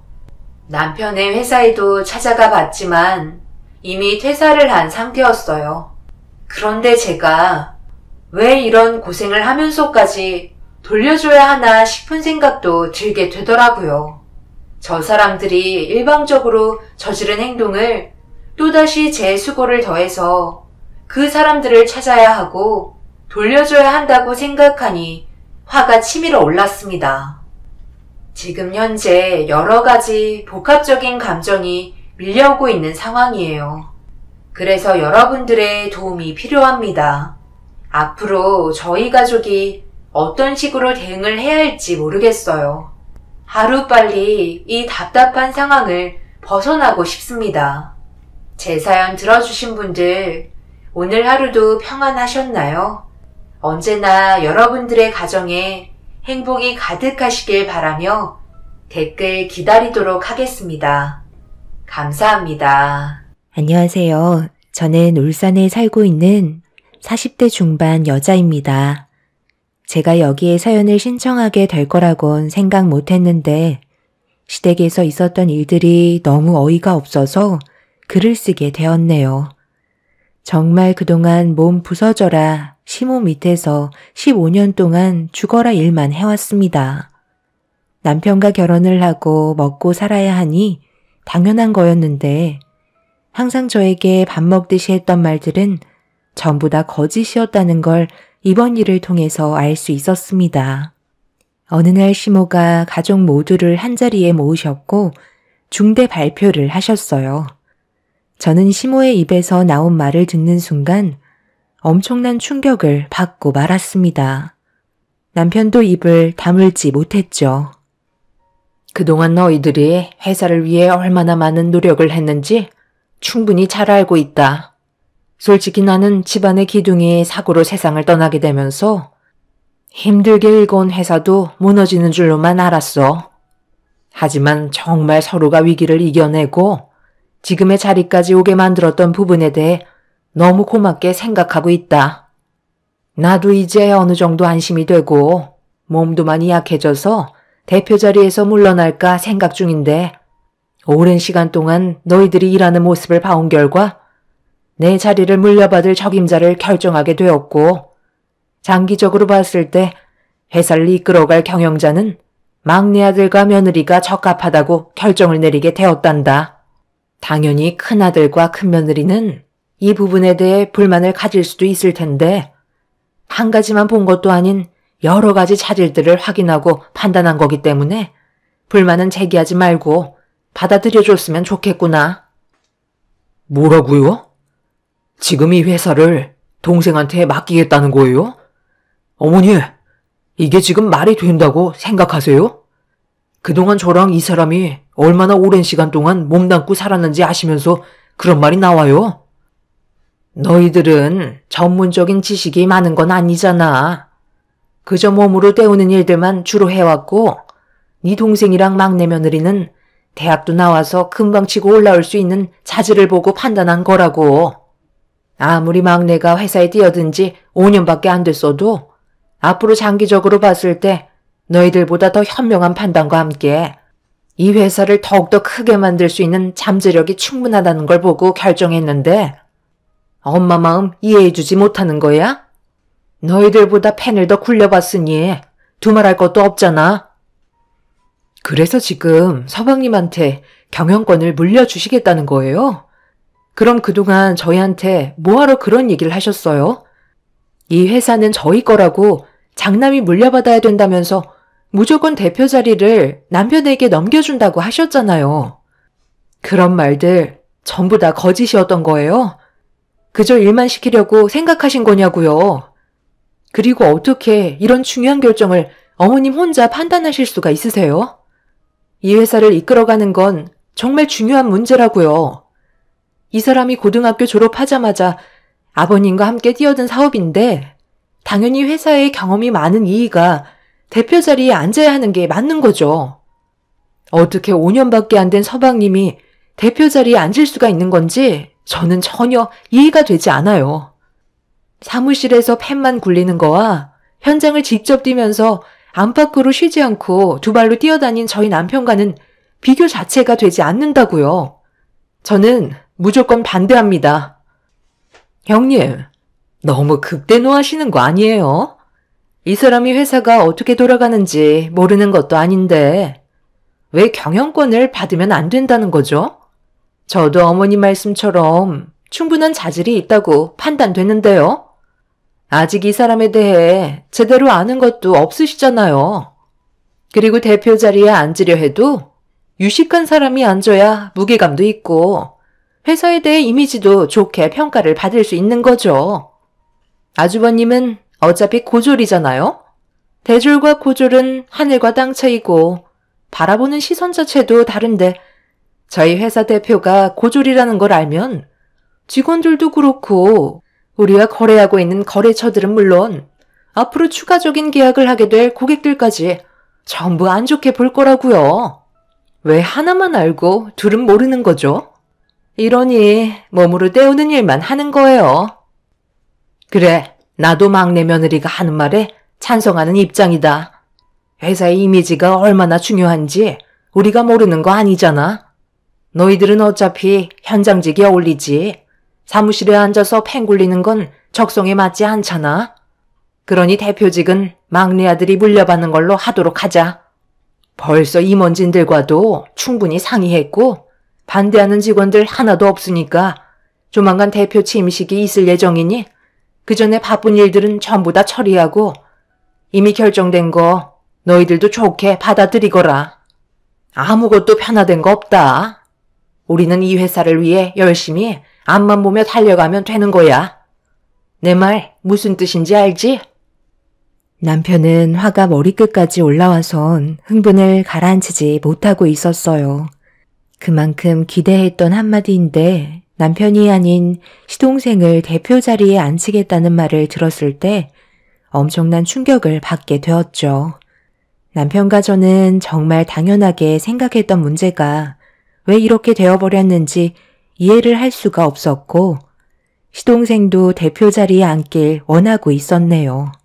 남편은 더 이상 얼굴 붉히면서 대화하고 싶지 않았는지 자리에서 일어나 집 밖으로 뛰쳐나갔어요. 하지만 시모는 눈길 한 번 주지 않았습니다. 원래 남편도 대학을 가고 싶어 했지만 세상을 먼저 떠난 시부께서 회사의 경영을 배우라며 일찍부터 사회에 발을 들이게 하셨죠. 워낙 성격이 있으신 분이시라 남편은 시부의 말을 따를 수밖에 없었어요. 그렇게 시부와 함께 몸바쳐 키워왔던 자식 같은 회사를 동선애에게 물려준다는 건 정말 말도 안 되는 일이었습니다. 집으로 돌아온 남편은 분을 가라앉히지 못하고 있었어요. 그만큼 기대했던 한마디인데 시모는 왜 그런 결정을 내리셨는지 알 수가 없었죠. 그날 이후 남편은 의욕을 상실해선 일을 제대로 하지 못하고 있었어요. 정신적인 충격이 상당했던 것 같아 보였습니다. 그런데 남편의 모습을 지켜보고 있던 시댁 식구들이 남편의 태도에 불만을 가지고 있었는지 화를 내기 시작했어요. 너는 집안의 장남이라는 놈이 속이 그렇게 좁아 터져서 이 회사를 이끌어갈 수 있겠어? 엄마가 동생에게 대표직을 물려줬다 해도 엄연히 너는 이 회사에 소속이 되어 있는 사람인데 일을 하겠다는 거야, 말겠다는 거야? 솔직히 이번 일을 통해서 형한테 실망 많이 했어. 내 밑에서 일하는 게 그렇게 싫었어? 어떻게 회사에서 대놓고 지를 팍팍 낼 수 있는 거야? 정말 너무하네. 나는 그래도 최선을 다해서 아버지가 남기고 가신 회사를 어떻게 해서든 키우려 하는데 형이 대표직을 받지 못했다고 다른 사람들에게까지 피해가 갈 정도로 행동하는 건 문제가 있다고 생각해. 저번에도 분명 말씀드렸는데 언제까지 그러실 거예요? 이제 어느 정도 적응하실 때도 됐잖아요. 회사가 장난도 아니고 모두의 생계가 달린 문제인데 영업도 안 나가시고 현장에서 일하실 의욕도 전혀 없어 보이는데 저희가 왜 높은 월급을 드려야 하는지 모르겠네요. 어머님, 솔직히 아주버님이랑 형님이 받으시는 월급 너무 많아요. 제가 봤을 때 그 정도로 많이 받으실 필요는 없어 보이는데 이번 일도 있으니 삭감 처리도 나쁘지 않을 것 같은데요. 동서는 좀 조용히 하고 있으면 안 될까? 지금 어떤 상태인지 분위기 파악을 못하고 있는 거야? 분위기 파악은 형님이 못하고 계신 것 같은데요. 이가 이제 회사 대표인 거 모르세요? 대표 말을 따라야 하는 거지. 직원이 일하기 싫어하는 티 팍팍 내고 있는데 누가 그걸 보고 좋아하겠어요? 일하는 모습이 너무 형편없으니 무조건 삭감 처리하도록 하겠습니다. 당신도 이제 대표잖아. 모든 건 확실하게 말을 해야 된다고. 공과 사는 구분해야 될 거 아니야? 일하기 싫으면 때려치워라. 그나들 너한테 너무 큰 실망을 했다. 동생한테 물려준 게 서운했어도 너희 아빠가 힘들게 이끌어온 회사인데 이런 식으로 행동을 해? 일하기 싫으면 당장 때려치우고 2번 다시 나오지 말던지. 너 알아서 해라. 어머니, 정말 너무하시네요. 제가 그동안 어떻게 살아왔는지 뻔히 알면서 이런 식으로 저를 대하실 수 있어요? 이제 회사도 자리가 잡혔으니 저는 필요 없다는 건가요? 동생이 회사를 운영한다고 해서 모든 걸 다 알고 있는 건 아니잖아요. 사무실에만 박혀 있어서 펜만 굴리는 게 대표는 아니라고요. 그리고 고등학교 졸업한 게 어때서요? 지금까지 회사 운영하는데 한 번도 문제가 된 적은 없었어요. 겉모습만 중요한 회사는 결국 무너지게 되어 있다고요. 내실부터 탄탄해야 회사가 오래 간다는 거 모르세요? 솔직히 제가 지금 보이는 태도가 당연한 거 아닌가요? 이 사람도 제 옆에서 15년을 넘게 회사에 몸바쳐 살아왔었다고요. 그런데 재수 씨는 회사에 와서 한 게 뭐가 있어요?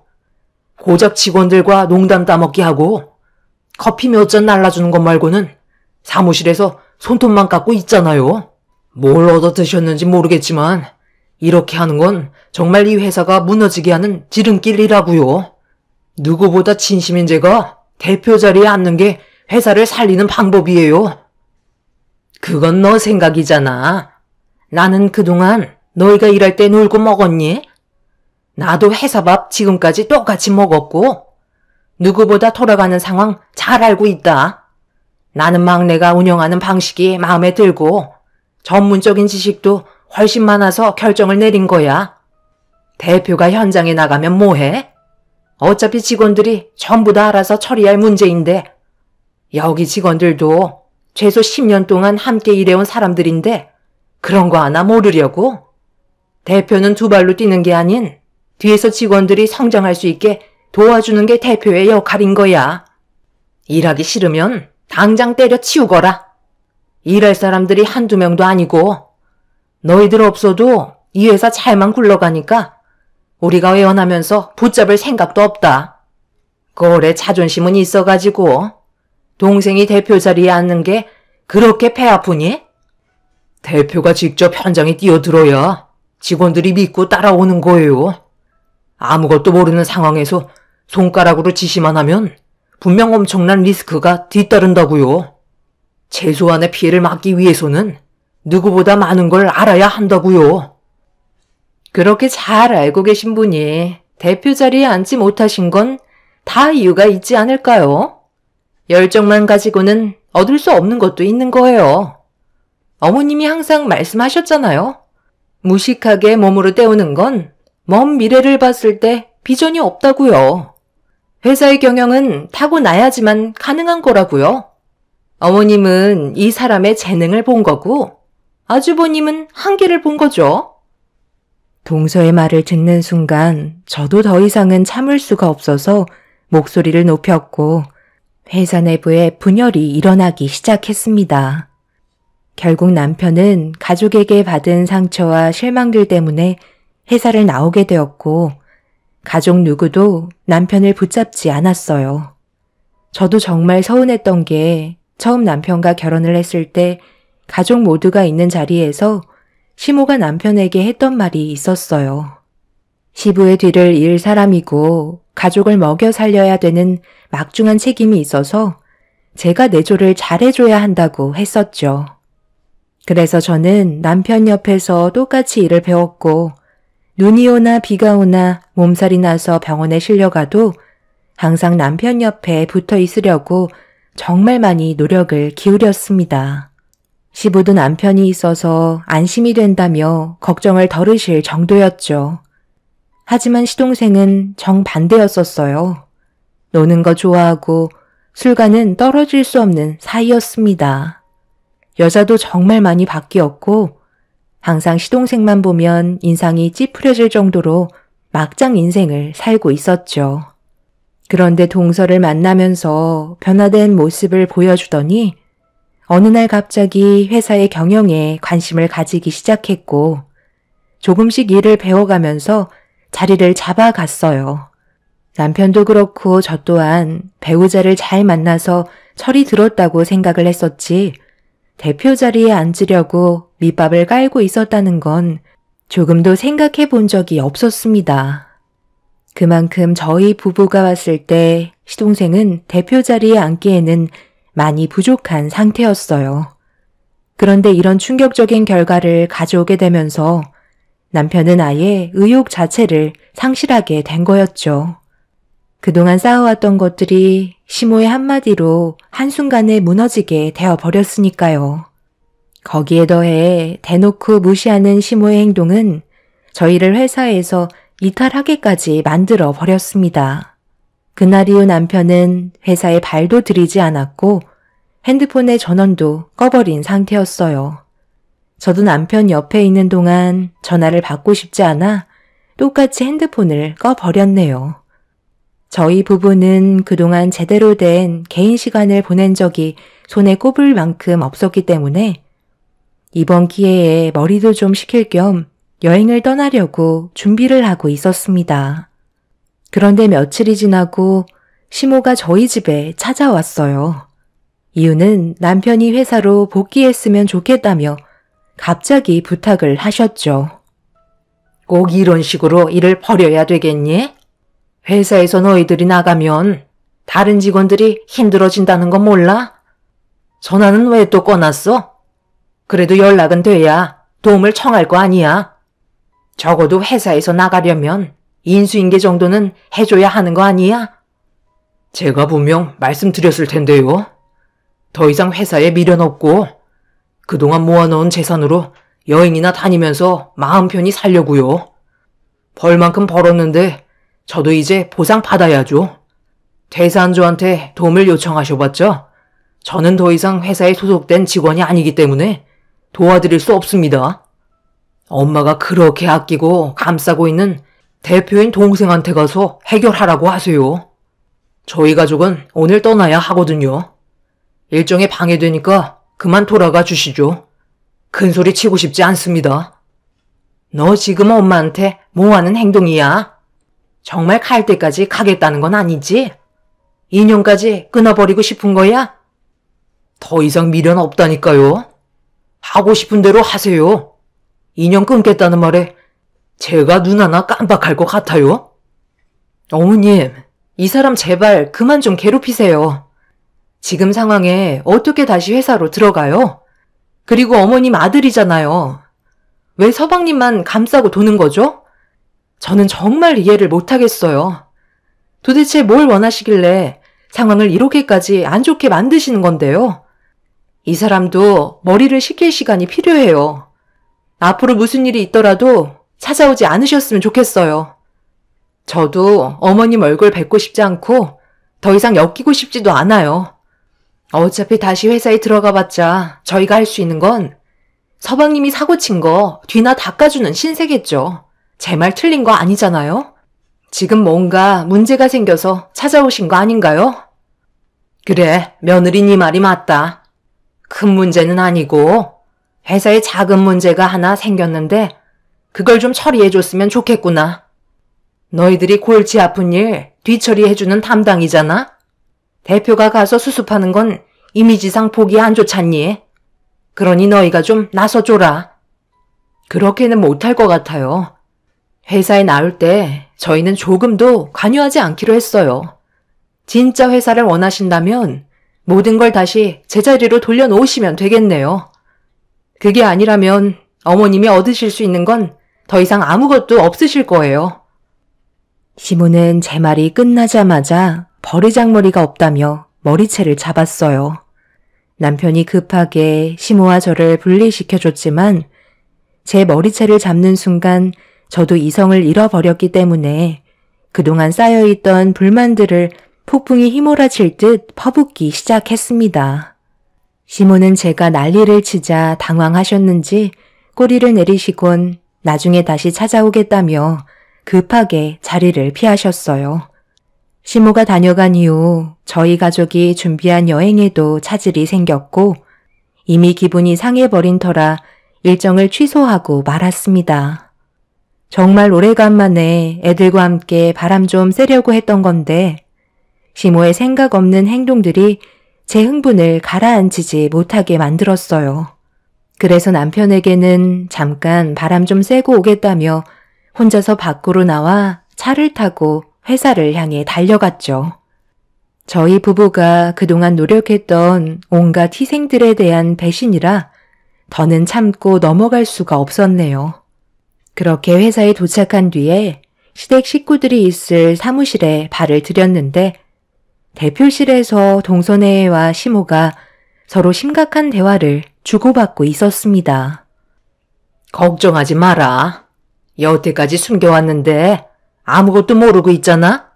이번 기회에 제대로 자리 잡으면 되는 거니까 엄마 말만 믿고 따라오면 아무 일 없을 거다. 아까 내가 너희 형 집에 다녀왔는데 이미 모든 걸 포기한 것 같더라. 더는 이 회사에 미련이 없어 보였다니까.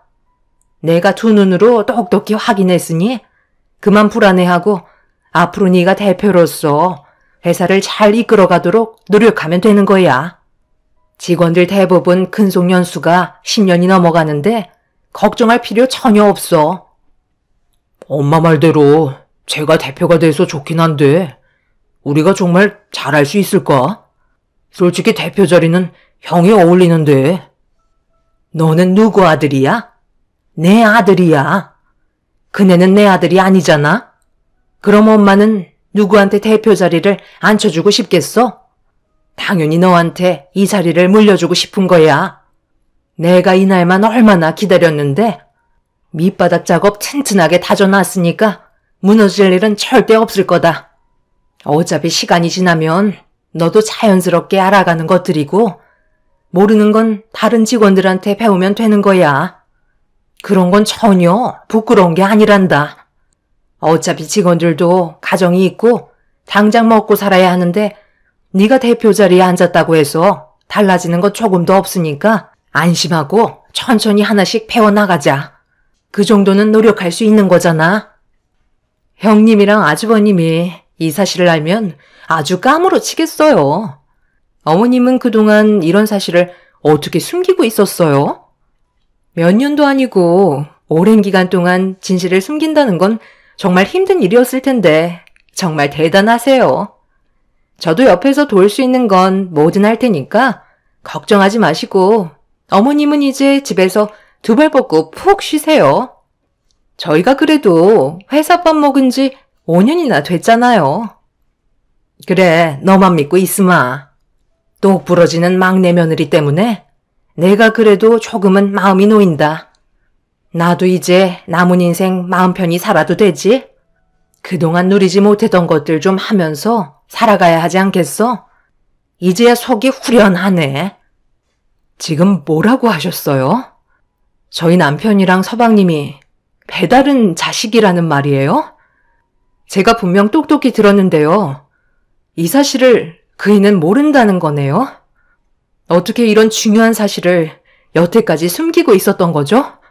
그럼 세상 떠나신 아버님도 이 사실을 모르시고 눈을 감으신 건가요? 이제 하나둘 이해가 되기 시작하네요. 왜 그렇게까지 무리하게 대표 자리에 앉히려고 하셨는지 확실하게 알 수 있을 것 같아요. 저는 오늘 두기로 듣게 된 진실을 저희 남편에게 전부 다 발설하고 모든 걸 바로 잡겠습니다. 어머님이 몇 시간 전에 저희 집에 찾아오셔서 난리를 쳤던 것도 저희가 현재 어떤 상태인지 확인해 보려고 찾아오신 거였어요. 이 사실을 다른 직원들도 알고 있는 건가요? 당장 그이한테 전화해야겠네요. 제가 핸드폰을 꺼내들자 시모와 동선애가 급하게 달려와 저를 붙잡았고 핸드폰을 뺏어들어 창문 밖으로 던져 버렸습니다. 시모는 절대 듣지 말아야 될 진실을 듣게 됐다며 저를 사무실에서 나가지 못하게 만들었어요. 회사가 떠나갈 정도로 난리를 치자 직원들이 웅성거리며 다가오더니 저희를 말리기 시작하고 있었죠. 시모의 계획을 알게 된 저는 그동안 꾹꾹 눌러왔던 분노를 터뜨리게 되면서 사업장을 뒤엎으며 저에게 달려든 동서와 시모의 머리채를 잡아 서로 앞뒤로 흔들며 머리가 한 움큼 빠질 정도로 만신창이로 만들어 버렸네요. 한 직원이 남편에게 전화를 했는지 저희가 몸싸움을 벌이고 있던 도중에 남편이 급하게 회사로 찾아왔어요. 시모는 남편의 얼굴을 보자마자 사색이 되어서는 움찔거리며 뒷걸음질 치길래 제가 남편에게 시모와 동선애가 나눴던 대화들에 대해 진실을 밝히려는 순간 입을 열지 못하게 동서가 제 입을 강타하게 되면서 그대로 쓰러져 입을 틀어막은 채 뒹굴기 시작했어요. 그리고 동서는 저에게 입을 다물라며 쓰러져 있던 저에게 달려들었죠. 남편은 동서를 발로 밀친 뒤 일으켜 세웠는데 말을 하기 힘들 정도로 고통이 몰려와 맨정신인 상태에서 서 있을 수가 없었어요. 그래도 할 말은 해야 할 것 같아 남편에게 힘겹게 제가 들었던 진실들에 대해 전달해 주었죠. 시동생과 남편이 배다른 사이라는 걸 알게 된 순간 얼굴 표정이 무서울 정도로 굳어지고 있었어요. 친엄마가 아니라는 사실도 충격이지만 시동생이 시부의 자식이 아니라는 건 더 큰 충격이었죠. 그동안 남편이 살면서 시동생이 시부의 친자식이 아니라는 걸 들은 적이 없었기 때문에 그에 따른 분노는 하늘을 찔렀습니다. 남편은 시모의 양 어깨를 잡은 뒤 무슨 일을 꾸미는 거냐고 앞뒤로 흔들며 화를 내고 있는데 갑자기 누군가 남편을 뒤돌려 세우더니 얼굴에 주먹을 날렸어요. 그리고 시모는 정체 모를 남자의 뒤로 숨었습니다. 세상을 떠난 시부와 나이대가 비슷해 보였는데 처음 본 남자는 시동생과 많이 닮아 있다는 걸 확인할 수 있었고 저희는 그 모습을 보고 경악을 할 수밖에 없었네요. 시모는 저희를 보며 입을 열었습니다. 너희들이 이렇게 난리를 쳐봤자 아무 소용없다. 어차피 끝난 일이고 너희들은 이미 퇴사 처리가 되었다고. 내가 인연 끊자고 했지? 이제 남남이니 더 이상 상관할 바 아니잖아? 거기에다가 너는 내 친아들도 아닌데 이제 와서 뭐 어쩌게? 너희들이 할 수 있는 건 아무것도 없다. 그동안 속았던 사람들이 멍청한 거지. 살아생전 너희 아빠가 회사에만 정신 팔려서 내가 다른 사람의 애를 임신했다는 걸 몰랐던 건데 누굴 탓하겠니? 아무래도 너희 친엄마에 대해 궁금하겠지. 그런데 이거 어쩌지? 이미 네가 아주 어렸을 적에 사고로 세상을 떠났었다. 나는 그 사람 밑에서 일하던 직원이었고 내가 빈자리를 깨차기에 아주 좋은 타이밍이었지. 그래서 아이를 돌봐주겠다는 이유를 대면서 너희 아빠와 재혼을 하게 된 거야. 그때부터 이중생활을 한 건데 너희 아빠는 그걸 전혀 모르고 있던 눈치더라고. 그래서 지금까지 나도 편하게 속이며 살고 있었지. 이제 내가 왜 이렇게까지 했는지 이해가 되지?